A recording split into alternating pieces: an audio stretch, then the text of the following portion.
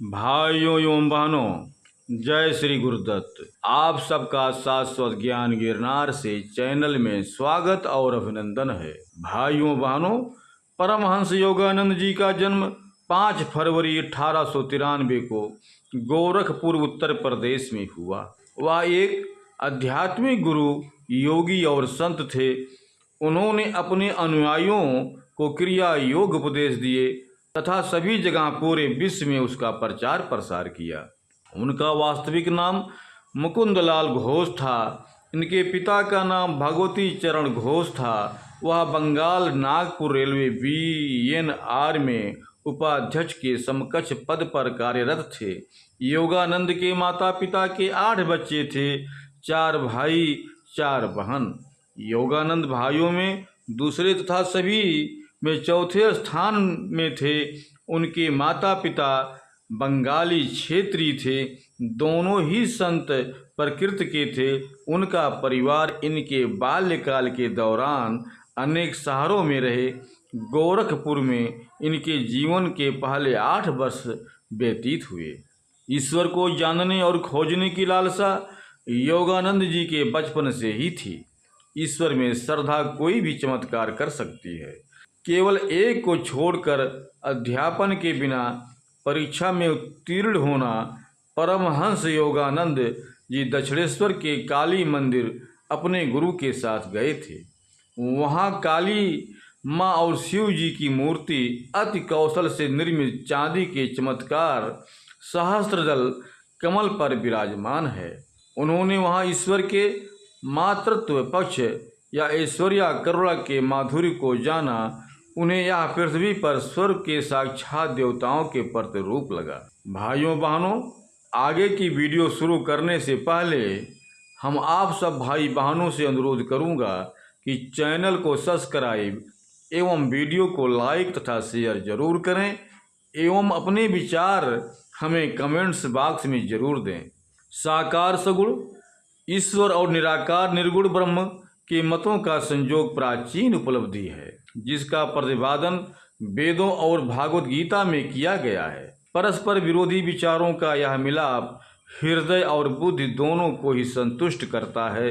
भक्ति और ज्ञान मूलतः एक ही चीज है, प्राप्ति ईश्वर में आश्रय लेना और शरणागत ईश्वरीय अनुकंपा के प्रति समर्पण भाव सर्वोच्च ज्ञान के पद हैं। उन्होंने सदा ही जगत जननी माता को उनके साथ खेलते पाया।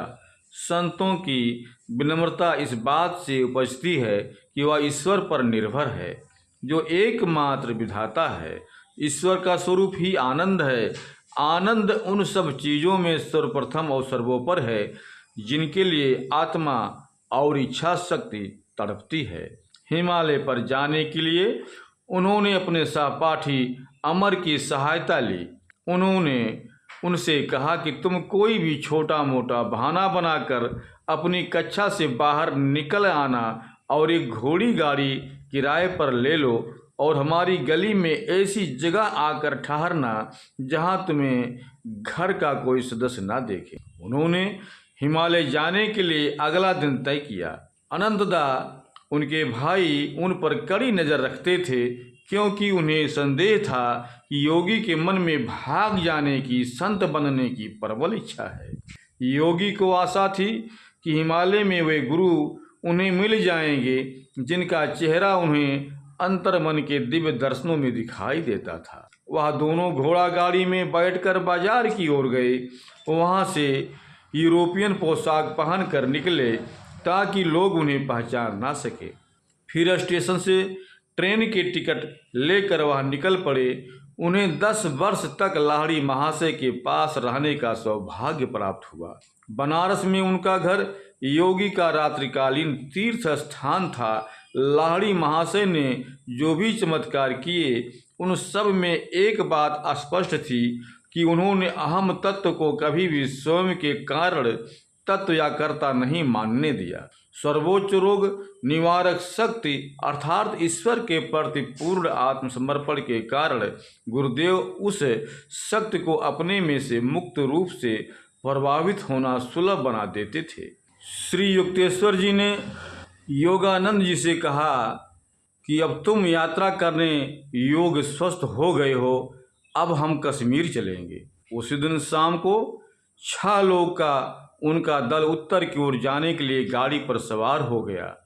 उनका पहला पड़ाव शिमला में हुआ। वह सड़कों पर घूमे। वहाँ पर वृद्धा चिल्ला रही थी, स्ट्रॉबेरी ले लो। अपरिचित फलों को देखकर गुरुदेव का कौतूहल जागा।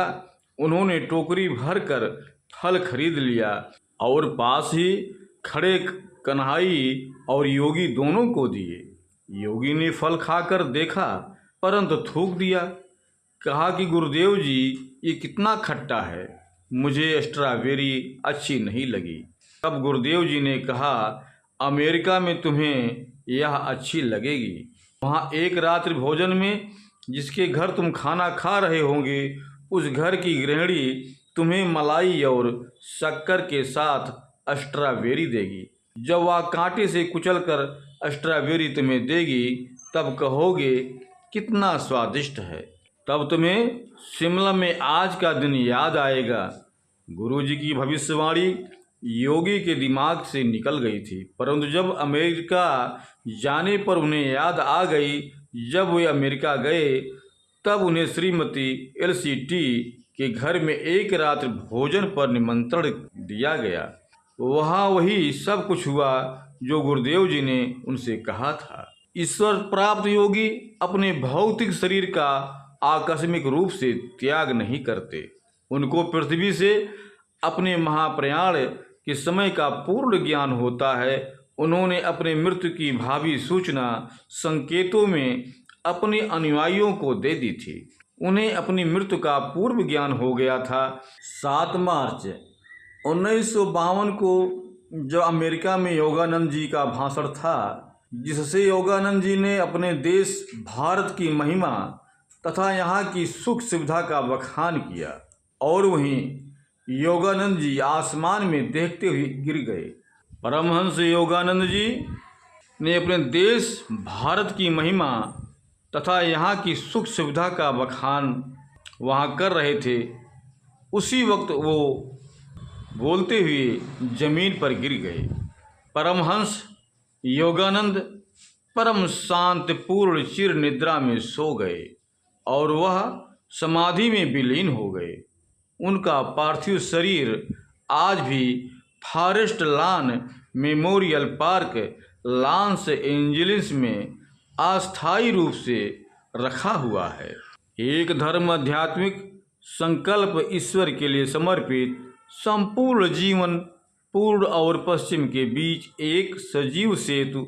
यह विशेषताएं परमहंस योगानंद जी के जीवन का में वह कार्य था जो हमेशा युगों युगों तक याद किया जाएगा। भाइयों बहनों, अब हम अपने शब्दों को यहीं पर विराम दूंगा। पुनः मिलेंगे अगले वीडियो में। जय श्री गुरुदत्त, जय श्री गुरुदत्त।